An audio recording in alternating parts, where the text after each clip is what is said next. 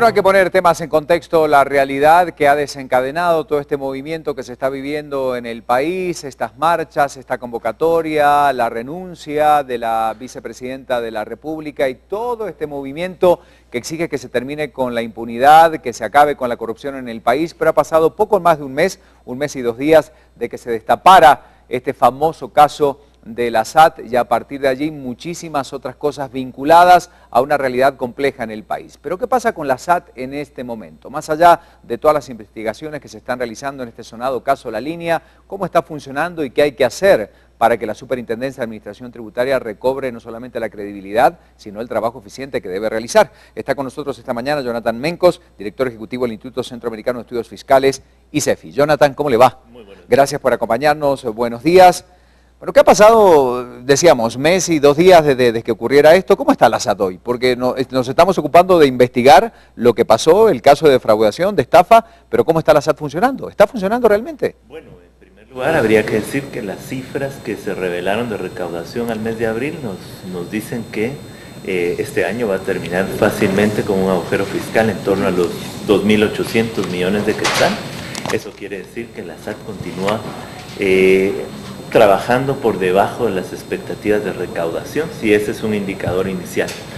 El jueves pasado nosotros presentamos un diagnóstico y una hoja de ruta sobre lo que se puede hacer para ir reconstruyendo la administración tributaria. Es un trabajo relativamente importante. Hay medidas de corto, mediano y largo plazo que hay que tomar en cuenta, pero es importante tener una discusión social en función de la legitimidad que debe tener una hoja de ruta. Te voy a proponer algo, Jonathan. Vamos a ir repasando, y a usted en casa, para entender mucho más cómo se encuentra hoy la situación tributaria en el país y cuáles son las recomendaciones de ICEFI que se dedica a esto. Empezamos con esta.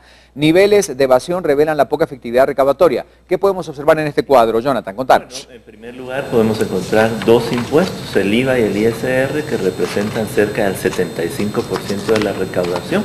En ambos impuestos la evasión es del 40%, es decir, de cada quetzal que debería llegar a las arcas, se pierden 40 centavos en el camino. Y eso representa aproximadamente el 45% de toda la recaudación que tiene el Estado guatemalteco. En la siguiente gráfica lo podemos ver con muchísima más claridad y esto tiene que ver, si vemos la número 2, por favor, inmediatamente en pantalla, sobre la evasión del IVA. Ahí encontramos. Acá sí se ve muy claramente el esquema, ¿verdad? Cómo el impuesto se ha ido convirtiendo en un espacio de mayor evasión en los últimos 2-3 años. Para que usted lo vea, esto arranca en el año 2001 y termina con el último indicador en el 2014. Pero ¿qué pasa con los tipos diferentes de contribuyentes que requieren también acciones diferentes? Muy gráfico este cuadro. Atención, los colores no tienen nada que ver con partidos políticos, sí, para dejarlo aclarado. Contanos de qué se trata esto. Bueno, el primer circulito es el que tiene que ver con el contribuyente que paga sus impuestos puntualmente. Después el que le sigue es un contribuyente que a veces comete uno que otro error. Para esos 2 contribuyentes la administración tributaria tiene que tener un trato diferenciado con respecto a los últimos 2 círculos, los más amplios. Efectivamente los colores son pura coincidencia, pero ahí están los que no cumplen o casi nunca cumplen con el pago de impuestos. Bueno, lo interesante de esto es que cuáles realmente, y hay certeza sobre cuántos contribuyentes existan hoy en el país, Jonathan. Bueno, el diagnóstico también nos permitió revelar que hay cerca de 690,000 contribuyentes efectivos, es decir, contribuyentes que están inscritos y que pagan algún tipo de impuesto en particular. Sin embargo, es un mito pensar que somos tan pocos, porque lo que está sucediendo es que la administración tributaria no está sumando los contribuyentes que pagan IVA, por ejemplo, y otros impuestos directos como aquellos empleados que tienen una relación de dependencia. La SAT solamente toma como contribuyente al que retiene los recursos del empleo. Claro. Bueno, hay un dato interesantísimo que es el que viene a continuación, que vamos a ver, y es una gráfica muy clara que nos habla de la facilitación del cumplimiento tributario que no está representando más contribuyentes efectivos, ¿verdad? Así es. Bueno, en los últimos años la gráfica nos revela cómo se ha incrementado la recaudación por medios electrónicos, igual que la declaración, pero eso no está representando una mejora en el aumento de los recursos de la administración tributaria. Jonathan, la pregunta es, ¿realmente es eficiente la labor que realiza la Superintendencia de Administración Tributaria en nuestro país. ¿Qué nos dice esta gráfica? Bueno, esta gráfica nos dice que compara con otros en países. realidad sí, y que en realidad tenemos una administración tributaria bastante onerosa, bastante cara comparado con lo que logra recaudar, pero esto tiene que ver no con que recibe muchos recursos, sino que en realidad necesitamos ajustar los recursos que tiene la administración tributaria para hacerla más efectiva, y se hace efectiva aumentando la recaudación. Bueno, señoras y señores, dentro de todo este esquema y de todo este repaso que hemos dado, Jonathan, acá la gran pregunta, y va a ser muy bueno verlo punto por punto en esta gráfica que hemos preparado en relación a cómo recuperar en definitiva la gobernabilidad de la Superintendencia de Administración Tributaria. Ahí está el gran tema. Vamos a ver esta gráfica, por favor, para ir repasando punto por punto. El primero, revisar el proceso llevado a cabo para la elección de nuevos directores. Esto es fundamental. Bueno, totalmente. Lo que sucede es que la penetración de grupos criminales en la SAT tiene 3 elementos. El primero es la penetración en los recursos humanos y en el propio nombramiento incluso de autoridad. El segundo tiene que ver con la transparencia, se fue perdiendo transparencia y rendición de cuentas, y el tercero es la gestión. De esos 3, estos son los elementos de corto plazo que no necesitan más que voluntad política para empezar a cerrar los espacios a la corrupción. Bueno, y para esto, como decíamos, la intención es remover a todos los funcionarios que estén ligados de alguna manera o sospechados de corrupción. Ahorita han caído algunos, pero indudablemente hay que exigir al Ministerio Público que se investigue a todas las personas que trabajan a lo interno de la SAT. Totalmente. No queremos que solamente sea solo ese grupo, ¿no? Y además es para generar una gobernabilidad a lo interno, que quienes se queden sepan que ya pasaron por una prueba y son completamente probos y honrados frente a la sociedad. Necesitamos diferenciar al funcionario y al empleado público deshonesto del que es honesto, y estamos seguros que de los 4.500 empleados en SAT, la gran mayoría son personas que hacen bien su trabajo. ¿Qué pasa con el tema de aduanas? Quizá el tema más vulnerable, por el que se destapa toda esta ola de corrupción. ¿Cómo recuperar, hacer un nuevo pacto, verdad, para tratar de lograr transparencia allí? Bueno, en primer lugar, las aduanas son, de acuerdo al diagnóstico, un foco por el que no solo se abren las puertas a la corrupción, sino también al crimen organizado, y ahí se están pretendiendo en las medidas de corto plazo la necesidad, por ejemplo, de que no bajen al país contenedores que no vienen manifestados, es decir, contenedores que no traen la información de qué es lo que contienen. Eso no debería entrar al país.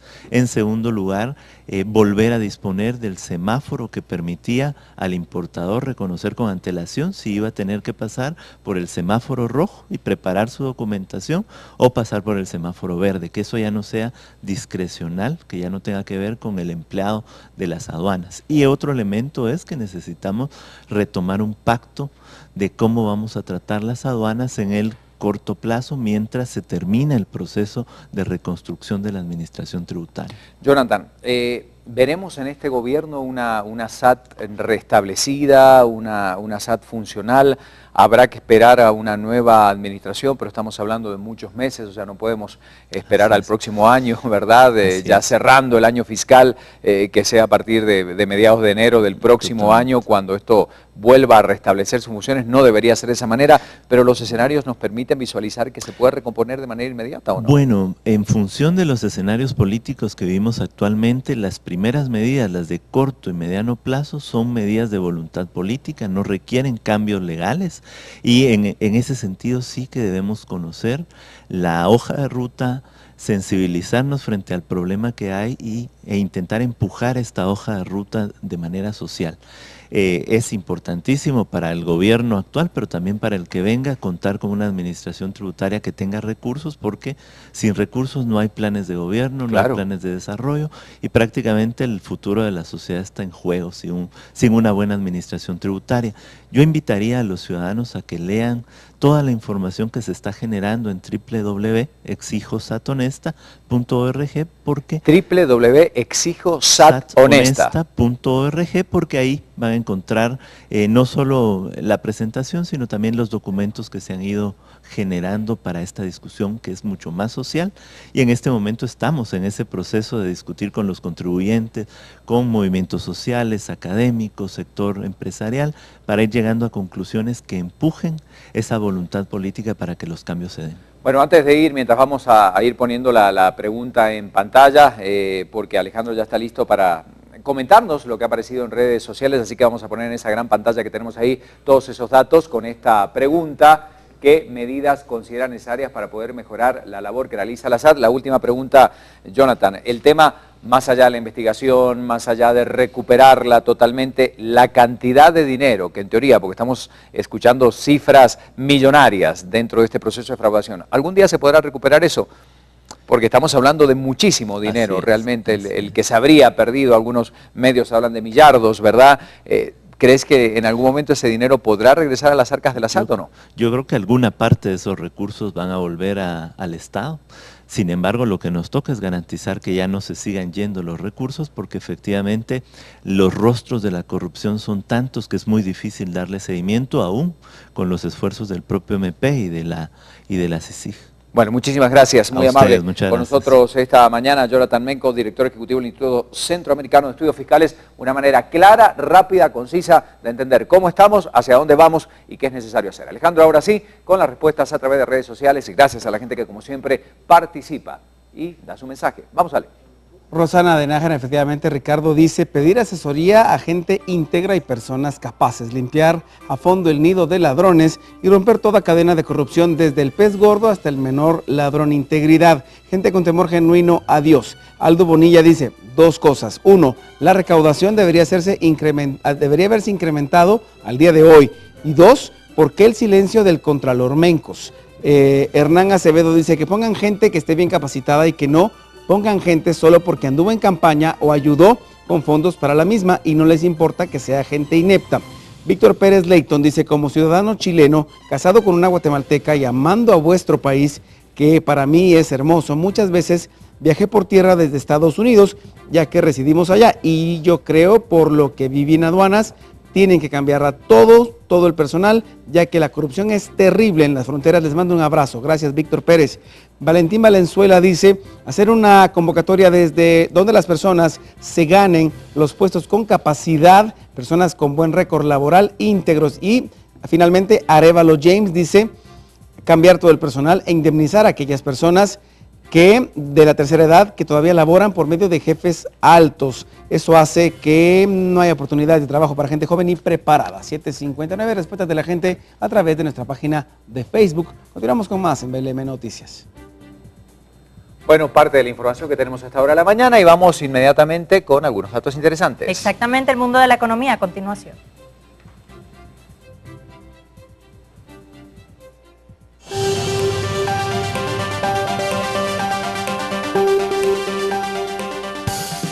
Buenos días, en el segmento económico les informamos que la primera fase de la unión aduanera entre Guatemala y Honduras estará implementada el próximo 1 de junio en la aduana Aguacaliente, según confirmaron funcionarios técnicos y representantes del sector privado de Guatemala y Honduras, quienes se reunieron en Tegucigalpa.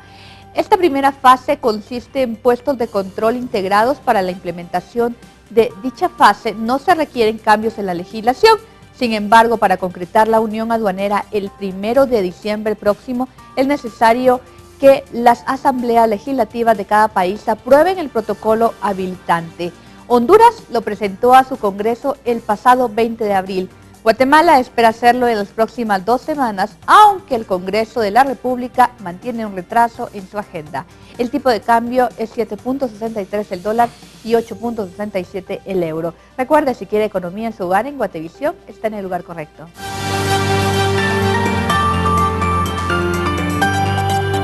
Bueno, parte de la información que tenemos a esta hora de la mañana, y por supuesto vamos a repasar prensa libre antes de la pausa. Tenemos esta información para ustedes. Este recorrido del mundo internacional. Vamos a verlo, prensa libre antes de la pausa. Vamos, 8:01. Mundo económico: precios bajos motivan venta de automóviles, sistema de crédito dispone de cuotas favorables, el tipo de cambio y liquidación de modelos inciden en oportunidad y acceso a compra. Hay más noticias en prensa libre y la noticia internacional. Cita incluye a Internet Alibaba, India.